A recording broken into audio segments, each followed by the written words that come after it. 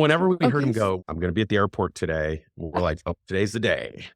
We're getting a shipment. Yeah, that's kind of how it went for years. Oh my Yeah. gosh. My Yeah. 8th grade boyfriend stories are not that cool. Wow. Hey, it's Nicole. Welcome back to the show. So excited to have you and to introduce you to John Driscoll. Driscoll, he is that innovative mind behind Naked Development. But friends, if you're not watching on YouTube, I assure you he has showed up what looks fully dressed, at least from the waist up, I can tell. He even did stand up with his lights as well. But behind Naked Development, they're the cutting-edge mobile app development firm and creative agency based out in Irvine, California. And he's had a client roster list that's really, really impressive. And I can't wait to hear more about how he has balanced development and also being the CEO and visionary of this business. He's been doing this for folks including Bank of America, Hyundai, Wells Fargo, PGA of America, American Red Cross too, the good guys right there. Hey, if you're an entrepreneur who usually fast forwards intros just like this one, this is the podcast for you. So excited to dive in with you today, John. Thanks for being on the show. Thank you. Appreciate it. Hey, just a reminder, our show is brought to you by SmartCookie Media, where we believe data tells a story, and not just any story, your business story. As a subscriber to the show or as a client, you'll get insights on profitable, data-driven marketing strategies that work for you and your business, your industry, not some cookie cutter trends. No, ideas that are led by your customer data so you know they'll work for you. Connect with me on LinkedIn or Instagram to learn more. Everything's in the show notes. Now, let's get back to the show. So John, tell me, how would you finish this sentence? You know you're an entrepreneur when? When you're paying other people before yourself. Gosh, I've never heard that one, but that is so true. That's yes. Yeah, I think the word entrepreneur is a tough one because people are throwing it around very loosely nowadays. To me, it's really when you're taking on the risk of hiring somebody and believing that you can do more with their day than they could on their own. You're like saying, hey, I'm going to rent your time 40 hours a week, hopefully, maybe more, and take that out and sell that as a service.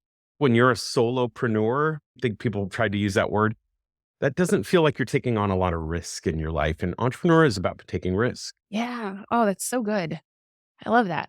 Is there a story you want to tell me about that time that they ate, but you didn't, maybe? How many stories can I tell? The first company I started, I was a corporate guy in the banking world. And I basically, took my tax refund of $3,000 and decided to start something. And I remember trying to hire people and trying to manage how do I secure my own life while I'm providing for these other people? And my refund wasn't very much money. I think I had like $3,500. It wasn't very much money. And I kind of did that as a side gig for about a month and a half until I was busy enough that I had to, move on. And I always tell people that's a great way to do it. Get a job that you don't have to think a lot so that you can put all your mind and your energy into your thing that you really want to do. So it's like a passion or a hobby and a job that you probably don't like, right? Yeah. Maybe it's driving Uber, whatever. I would suggest some people that might be a good thing because it doesn't take a lot of effort. You can listen to podcasts in your car. Yeah. You can keep your mind on the thing that you really want to do, and you're earning a little bit of money to keep that thing going. That was the thing I learned very early on, is that I constantly needed fuel to keep everything going. And that comes with sales and really focusing on that up front. I think that was a big reason why my first company did so well.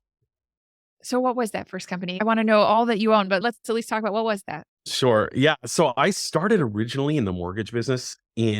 I worked in the banking side. You did too. Okay. Me too. Yes. Yeah. Bless you. So I did retail and then I went to wholesale. And then when I started my company, I decided to go retail. I started doing mortgages in 98. I got signed up as a mortgage banker and I started my own firm. It was Community Home Mortgage, which I later changed to Driscoll Financial. And that went from zero with nothing to 3 offices, 120 employees. And we had a lot going on by the time I exited. Yeah. Oh, 98 was a good time to be there. It was. Not when I was started there. in 92. So I kind of went all the way through all of that. Oh my goodness. Yeah. I was there when the train wreck was about to happen. Like I could see it coming and the type of the loans that were being written with just no documentation. And I was like, I don't think this is great. I got out Incredible. in 06 because I kind of saw that writing on the wall. Yes. That's exactly when. Yeah. It was 04, 05, 06 when I remember shutting the door with one of my brokers. Yeah. One of the wholesalers that came in And I was like, I'm sorry, did you just say this is a no dock 520? I'm sorry, what? Like, Can you this looks fog like a a train window? wreck. We'll get you a house. Yeah. Yeah. That's kind of how it Yes. was. Yeah. It's pretty Yes, wild. yes. And right around then, I was like, okay, time to go do Hmm. something else. Okay, so tell me about your story. Was there a specific moment or event as early back as you can think, some type of experience when you knew that you could count on you to be an Yeah. entrepreneur, to take that risk? Oh man, these are good ones. There's a good one and there's a really bad one. Okay. So Perfect. my first good one was I went around my neighborhood. I lived in the desert and people had a lot of weeds. And I would ask people, can I pull your weeds? And my friends wanted to help, but nobody wanted to go talk to the people. So I said, well, I'll go talk to the people, but you guys got to pull weeds. And so I became like the general contractor and I started Yes. hiring friends and I would just go down and sell. And that's when I kind of learned the person that is willing to talk, a lot of the people don't want to do that.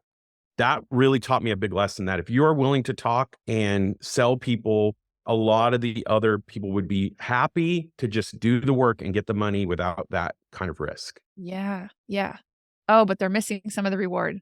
All right, tell me the bad story. Oh, the bad one is, so I'm in eighth grade. I meet this girl. She's kind of really into me. And she says, my dad's a marijuana dealer. And this is when marijuana was illegal, folks. There Yes. was a time when that There was was true.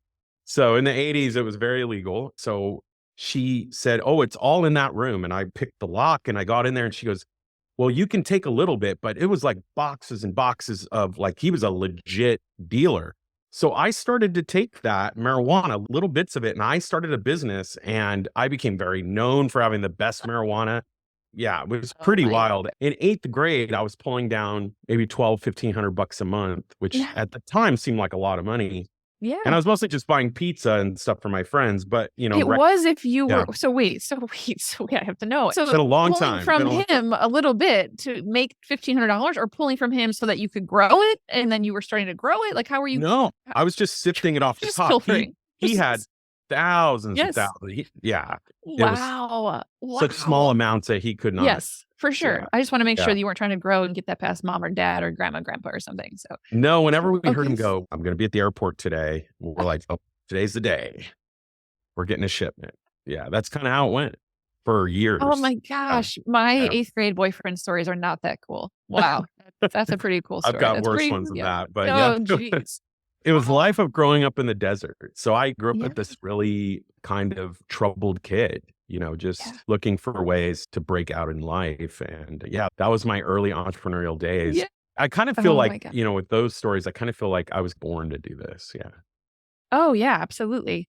Yeah. Mom or dad, were they around? Did they own their own thing? Yeah, my mom worked at a company. She was a really, really hard worker. My dad had started a couple companies. He had one that he did really, really well, and it was a trucking company. So he's more of a blue collar guy, came from more Yeah, blue collar yeah. parent. They were super hard workers. My dad lost his company. That was kind of really a sad time because he didn't really recover. He ended up dying not long after that. I'm So it so was sorry. it was kind of a tragic. Right. So you think I kind of wouldn't have done it, but I Gosh. think it's in your blood. It's in your blood, and I Yeah. still went after it. Yeah, for I sure. think so, and I almost think because of that, you have to conquer it even more, right? Like, if we were making that into a movie, like, the son has to come back and avenge Now we're and just straight up win. in therapy, Nicole. That's what's happening right now. Like, this is like trauma therapy. Well, I Uh, hope that it feels good, though, for you to know, no, like, it's good. it didn't just happen to you, it's happening for you. You know what? It Incredible. is your mess becomes your message. I like to be an entrepreneur and I like to have a life. And I think there were times in my career where I didn't know that that was possible, that quality of life was not really a thing. And I think a lot of entrepreneurs really trade that off. And I think you can do it for a period of time, but I don't think it's sustainable. Yeah, that's beautiful. Well, one of my next questions is usually what's something that people would be surprised to learn about you, but you covered that. You covered it, so that was it's pretty I've powerful. never told that story on a podcast. That was the first. Diane Sawyer would be really proud of you right now. That's great. That's great. Yeah, yeah. If you make me cry, we're really in trouble today. Yes. Oh my goodness. Okay. Tell us about the businesses that you own today. Tell me how you left some of those things behind and what you're doing now with Naked Development. Yeah. So what happened with the transition of the exit moved in 2006, 2007, I was exiting. And then right when I had nothing to do, I was kind of messing around with web development. I knew I wanted to do something in tech. I had a kind of a tech background, even going back to high school. And I saw the iPhone come out in 2007. But a lot of people don't know this, that the iPhone only had the apps that were on it, there was no app store for a whole year. People forget that for over 12 months, we could not do anything with our iPhones. We could just call and listen to our iPods and go on the internet. That was it. And the App Store was released on March 6, 2008. And I was watching it that day and I signed up, put my $99 in. I had no idea how we were going to do that, but I kind of knew that was my path. I was like, okay, I'm going to ride this out. I saw the future. I really knew inside what was going to happen. I really felt that deep in my gut. And so we started building apps right away. And those were wild, wild, wild west days in the beginning. We did a lot of corporate stuff and we had a partner with a company called PhD Labs. So Jason and I, who we've worked together through all of my companies, he and I left 6 years ago and started Naked Development. We really wanted to focus in on startups. Instead of working with enterprise and these big brands that I've worked with in the past, we wanted to really work with people with good ideas. And so that's kind of what we do today. We get about 100, 200 ideas a month that come in and we filter through those and we look for entrepreneurs that have clear path, clear expectations, and we try to give them rocket fuel, essentially get to where they want to go. Yeah. Incredible. So you're telling me you have 100 or 200 people clamoring for the work, but not able to get to it all. It's a great place to be. I know, that's funny. I get a lot of people that are like, we could bring you more business. I'm like, you don't understand. Like, I don't need more business. So we approve 12% of all ideas that come through the office. We are pretty selective. I interview every single person. We have a founder interview that I do once they've gone through a couple meetings. And I have a line of questioning and I just kind of go with my gut on that. And then we go to the board and we say, hey, these are the projects we have. Which ones should we do? And we go back, we say, hey, you're approved. And that's how we work with people. Yeah. Incredible. So they're getting a whole lot of your guidance from Go. It's not just big time. I do weekly coaching. I have a masterclass. I go on the road quite a bit. I'm at founder events probably monthly that I bring them and I introduce them to investors. I kind of said, what if I could provide a world where I was like Y Combinator for fee and I was giving them everything that they need to get to the finish line. And that's kind of what we dreamed up 6 years ago. And right now with our offering, I think it's pretty hard to compare us to anything. Yeah. Yeah. My goodness. Incredible. So what are some of the ideas that have come past your desk in the last year or so that you can talk about, that you can say that may pique our interest? I'll tell you ones that have launched because I'm not normally allowed to talk about them until after they launch. One of the ones we're most known for is out there right now. It's been in the market for a little over a year. It was funded by Peter Thiel and it's a dating app for right-wing people, right? So it's very controversial. I know people are going to throw stones at this podcast right now. But, you know, my argument about this is pretty interesting. So I like doing dating apps. I've really gotten into the dating app sector quite a bit. We're so far from solving this problem. We know how to make money with dating apps. We don't know how to solve the problem, though. And that's the difference is people are able to make a living, but they're not really helping the dating market. And so what they did is niche themselves out and said, hey, a lot of right-wing people who have really strong Republican ideas are having a hard time on these dating apps. I thought they had a really good case for that. And so we created The Right Stuff. It's been parodied on Jimmy Kimmel, on all kinds of stuff. It's everywhere, but it's growing at like 40,000 new users a month. It's doing very, very well and super proud of the team over there, The Right Stuff. They're killing it. And there's a new dating app. It is called The Right Stuff. Now, this is for the conservative dater. You see what they did there? The Right Stuff. It's basically Tinder for bigots.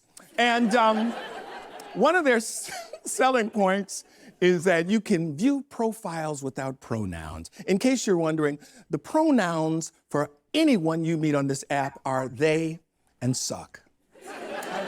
The Right Stuff doesn't launch until next month, but they've already put out a very informative commercial. Hey guys, I'm Ryan. I am so excited to announce a dating app for all of us conservatives. It's called The Right Stuff. What I love most about it is that it's invite only, so not just anyone can join. The Right Stuff is all about getting into the right dating pool. We're sorry that you've had to endure years of bad dates and wasted time with people that don't see the world our way, the right way. Okay, so once you're in the app, you're ready to post a date. You can create your ideal date. You choose the time and place, See you there. The Right Stuff is not liable if you match with a cousin or stepbrother. Check the age of consent in your state before kissing. Sex before marriage may result in material damnation. Please use meth responsibly. We may have doctored it just a little bit. But I tell people, you know what? If you're on Hinge and you're a liberal, aren't you happy that they all got off? I mean, I feel like, shouldn't you embrace that? I feel like they should be sharing the app to their Republican friends to get them off Hinge. This is a win-win. It's a few less dates you have to. Right. Yeah. So what is the metric? As a marketer, I'm always interested in the data that you might follow. So what is the metric when you've proven or you see some incremental changes that you're solving the dating problem? Yeah, that's a really complex question. So most of the dating apps are using a term they call good dates. The founder of Hinge was just on an interview last week, I think, on Diary of a CEO, and he talked about that and the definitions of a good date. And then some would say, well, you got married and that's a metric. Good date or bad date, I think if you're getting people out there, that to me would be more of a better metric. I think it's very, very hard to define a good date or a good marriage. You know, successful relationships, that's a tough deal, right? When you see the ratio of men to women getting true offers to go out, it's incredibly different. Men swipe 50% of the time when they see a woman on a dating app. Women swipe 5% of the time when they see a woman on a dating app. So the difference is really a problem. Basically, women are going out with 96% of all dates, or, like 40% of all the men. Most men are getting no attention. It's really, really bad. And if you're 6 foot, 6 figures, and you have a six pack, you are crushing it. But that guy normally stays there forever because he's not looking to delete Hinge. Yeah, he just wants to out. So there's all these kinds of real problems. I think I'm offering some of the solutions that nobody's addressing. That's why I'm kind of like really curious about it. Yeah. Wow. My husband and I met on a blind date. I didn't even Google him before meeting him. Yeah. It's a blind date set up through a friend who she met him for 30 seconds. And I put it off for like a month. I was like, nah. And then I was like, you know what? You're right. I can talk to anybody for an hour. That's fine. He's buying. Let's go. Yeah. And he's been in my weekends ever since. What did he, can I ask? I know that this is your He is 6'6", by the way. Yeah, go ahead. There we go. They call it the 3 6s, which is really scary for who are religious. What did he say that made you have an impact? Because you never saw him. You couldn't even swipe the wrong way, right? Like you couldn't swipe the wrong way because he wasn't there. Yeah. So I tried asking him all those questions. So it was a woman I worked with, a young girl, actually, I should say. Like she was probably a freshman in college and he was working on his master's and I was working on mine. I said, well, what is he studying? She's like, I don't know, his master's. You're getting your master's. I'm like, yeah, mine's an MBA. What's this guy? And she said, I think he's an accountant. I'm like, that's the oil and water, Jill. Like, we're not going to mix. Like, I'm good. I'm good. Thank you so much. I really appreciate you. No, thank you. And then she wore me down, right? Because I see her at work all the time. And then it was, come on, I really think you guys would hit it off. And I was like, I understand on the little you know of him. I get it. And then I was like, where's he from? What does he drive? What was he wearing? Like, tell me a little bit.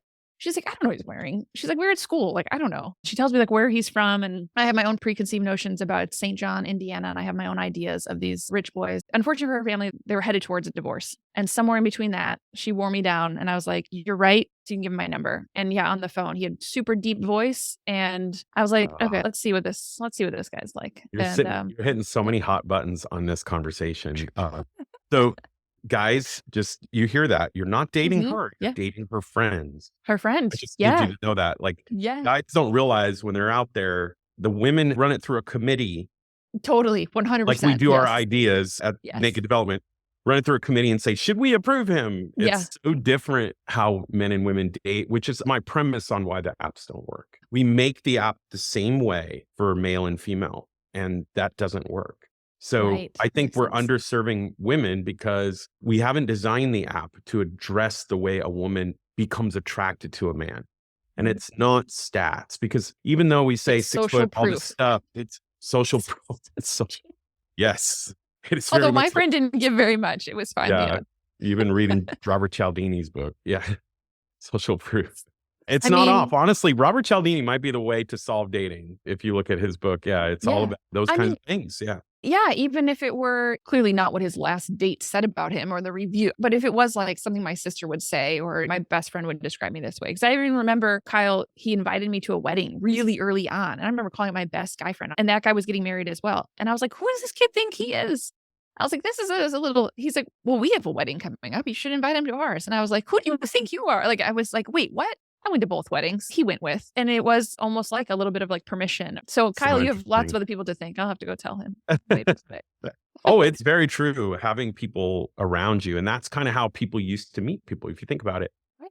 In history, until 15 years ago, roughly, the way people met is you just dated in the circle of the world you lived in. So the only men and women you had access to were in your world. Now, a woman from Brazil can try to date a guy from California. And then you see a girl in Brazil and you're like, oh man, they don't look like that around here. Mhm. You have this thing where you have too many options. To me, Right. scarcity is not in the dating pool anymore. We have to make the apps to address these major factors because let's just be honest, ladies, you're not great at making choices. That's not your thing. I mean, it's true. It's Yeah, true. so if you have a lot of choices, I think that's part of the problem. And I actually say we're underserving women on the apps by how we make them. And so that gets into my whole thing. If you really want to get down to apps, it's about human behavior. It's not about technology. Yeah, you need the best vetting system, essentially. Yep. Because that's what I had with somebody saying like, hey, he's not a Totally. serial killer. He hasn't been in the news. He seems legit. He has his master's. And somehow the oil and water, it did mix, but it wouldn't have been given a chance. Yeah. So I like that. Scarcity in the dating pool. Man, so many marketing terms. This is great. Hey there, busy movers and shakers. I get it. You're out there conquering the business world, hustling day in, day out. Well, guess what? We've got something to amplify your efforts, something that's about to make your entrepreneurial journey even more exciting. Introducing our podcast production services, your ticket to sharing your knowledge and stories without breaking a sweat. We know your time is gold. That's why our team of podcast pros will take the reins, handle all of the behind the scenes stuff. From brainstorming fun topics, introducing you to incredible guests, polishing up those episodes, repurposing your content so you can share among lots of platforms. We're here to turn your ideas into a podcast that's as easygoing as your favorite chat over coffee. Imagine establishing your expertise and your authority, making connections all across the globe in just minutes a month. And the fun doesn't end there. Our data-savvy approach gives you insights that will help you fine-tune your content and connect with your audience even better than before. So join forces with a crew that's as enthusiastic about your podcast as you are about your business. The SmartCookie Media crew. Let your voice resonate, your stories inspire, and your ideas spread like wildfire. Level up your personal brand through the magic of podcasting, whether you choose audio only or video too. Are you ready to dive into podcasting? Your journey to share your knowledge starts right here because it's your voice, your podcast with our expertise. SmartCookie Media, turning your stories into conversations. Okay, so because you support other entrepreneurs, I've got to ask about serial entrepreneurs, people like you who can take an idea and then take another one, and you can take them and run them into successful strategies. So do you have an example of success you didn't see coming, either for yourself or for one of the entrepreneurs you're working with? Yeah. Early on, one of the first startups I ever worked with, I didn't really understand the startup world at all. At the time, we were really doing a lot of enterprise software and making stuff for all these big companies. And they came to us and said, hey, we want to design this thing and we're going to raise money. And we're like, oh, okay. So we designed it for $15,000 and we just said, oh, we'll never see those guys again. And they came back and they'd raised $1 million. And so we were there from the very, very beginning. And their exit was in the hundreds of millions-ish. It was medical software for people not wanting to go to the hospital. They could see their doctor like this, like Zoom, essentially. When we went there, we weren't sure who the early adopter was going to be. And that's a big question all the time, is you kind of have to play around with that to see who's going to accept your product the easiest way. A lot of times people will go, well, these people will love it the most, right? Who knew that 60-year-old people were going to love Facebook more than all the rest of us? But they do, right? But they weren't the people that started loving it, right? So in the journey, initially it was college people because they accept technology faster. And so you kind of have to take the path of least resistance. And I think in that situation, we wrestled with hospitals versus doctors' offices. We were all over the place and we ended up with a private label version with hospitals. And then that really started to take off and they started to, work with insurance companies. And then it kind of blossomed from there. What year was that? They were ready for telehealth, essentially. What year was that? We were very early to telehealth. They exited in 2019. Let me see, that was probably 2010, maybe. As soon as Obamacare was being talked about and all the changes in how that was going to get addressed, we already started on that project right around that time. Yeah. Yeah. Because I remember my physical therapist wanting telehealth, describing it to me the first time. And I was like, yeah. And he's like, it Mhm. makes perfect sense for our business. And I was like, yeah, okay. And he was wanting it. I just seemed to not be able to get patients in on it or insurance and all the things. And then when 2020 hit, I was like, bet you Yep. Doc has exactly what he wants right now. COVID really, really put a boost into that business for sure. Yeah. Yeah. But they Yeah. exited before in They 2019. did. They were acquired, so I'm sure I they see. still got in on that deal. Yeah. Yeah. Okay. But I also learned the lesson that I should take stock early in companies like that, and I didn't, I mean, so now I do. I'm very smart okay. about that now, but, in those early days, I did not see that as Yeah. a thing. So now we get very, very involved in the ownership side. Mhm. Anything else you want to tell entrepreneurs listening? We have entrepreneurs certainly on the show listening. We also have decision makers, large organizations, universities, hospitals too. But anything that you think that entrepreneurs need to hear right now in 2024, ones you're working with, ones you wish could hear something, or when they finally hear it from you, they're like, okay, I got it. Anything there? I think people are too obsessed with the research side of things, and I'm kind of anti this. I've been into some debates with people on this subject because you want to believe that you can just ask people if they'll like something or if they'll do something. And that's just fantasy world. I mean, if that were true, wouldn't we always know who was the president? We could just do a poll right now and we know who's going to become president, but we're not going to do that. We're going to play it out, aren't we?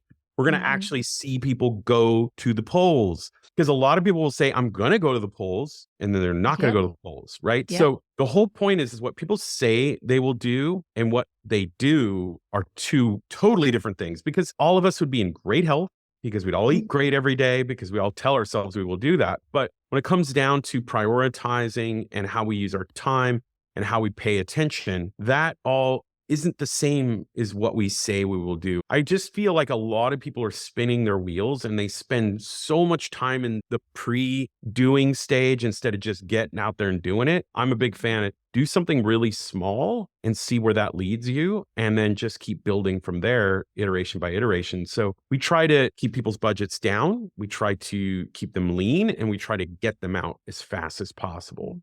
So like somebody can come to us and we can literally have a business started in 90 to 120 days with a brand, with the whole thing. And I like that. I'd rather get something out because I've seen people do amazing things when they do it that way. And I've seen people completely destroy their lives by trying to build I call it the holy shit product. I don't know. They just want it to do everything. And I'm Yeah, like, like an octopus before. Yeah. Mhm. yeah. So my And they just philosophy is get to very swim. much about breaking up the difference between an MVP and a vision. Mm, Your vision's 3 years down the road, your MVP's 3 months away. So what yeah. can we do to build that first thing? I really think this is like almost a sickness I see in entrepreneurs. Like they are Yeah. just so obsessed with perfectionism. Let's do this podcast Procrastination. Yep. perfectly. Right. Yeah, they want to believe they can get it all right before exposing themselves to criticism. And I'm sorry, you're in the wrong business. You're going to get fully exposed to criticism. So you might as well do that as soon as possible. Yeah. Yeah. And most of the criticism actually is just up here anyways. It's you beating up Thank yourself you. more than anything. Yeah, you Thank think you. it's out there. Nobody has the nerve to say that to you. It's all up here. Yeah. Yeah, We people will stop say, "Oh, ourselves. don't publish it to the App Store. We don't want anybody to see us." I go, "Oh, nobody's going to see you. No. Nobody knows you're there." That's- yeah. Don't put it on the domain. It's going to be live. I'm like, live to what? Yes. Do you have a traffic To plan? nobody? Like No, making it known? I'm Right. sorry. You have this idea that's all of a sudden the moment you publish, it's like it's all Mhm. out there, and everybody's going to see you. And I'm like, man, I remember when the world kind of worked that way, but Yeah. uh, Oh, early days that's of the App good. Store were like that. You kind of had to hold it back. Yeah. Yeah. Oh, that's so good. So good. What is just one of the key lessons you've learned as an entrepreneur? Maybe it's a mantra you find yourself saying again and again. Fire a bullet before you fire a cannonball. That's Jim Collins. It's really about most of the times in marketing decisions or big pivots, you want to test something out before you go all in. And so you can go out of business missing this principle a lot. I'll tell you, every time I violated this principle and really just went like, oh, I know this is it, fire a cannonball, and we just go all in, I really take the company to the edge and I have to bring it back. And I've learned in my older years to get smarter about that. We say it around the office all the time. Like, I'll fire a bullet, but that's all I'm going to do. Yeah. Yeah. Yeah. Yeah. Yeah. Awesome. What's your definition of entrepreneurial success? Freedom. It's freedom of time, freedom of money. It's not about getting rich. That part's fun. Don't get me wrong. It's nice having nice, cool stuff, but it's very much about being able to do the things you want to do for work and for play. The moment I don't have fun doing what I'm doing, I'm just going to quit. I'm just done. Yeah, that's great. I love it. And tell me, what's next for you? Do you have an idea percolating, something we should know about, something we can hint at? Yeah. On March 5th, we're going to be coming out with my 5-day free training. I've never done one of these. The entry point to me is $20,000. So I've never had something free like this other than YouTube or something like that. But we're going to do an in-depth. I'm actually going to give away a ton of secrets and stuff, the way we do things. There's been a lot of questions whether I should tell people this is very proprietary stuff, but I'm like, I don't care. We're good. We're going to be busy anyways. And then we're going to give people access to a masterclass that I've got called Founder University. It's going to allow people to have access to us who can't afford us, really. Incredible. Tell us, where do we connect with you? Where do we learn more about working with you? We're going to have in the show notes this event info for March 5th. But tell me, where do we find you? It's going to be found at nakeddev.com. So nakeddev.com. And you can see pretty much everything we do there. Awesome. John, thank you so much for your time. I'm so glad you were able to be here with us. This is fantastic. Thank you, Nicole. It was fun. You've been listening to the Serial Entrepreneur Show, produced by the team here at SmartCookie Media.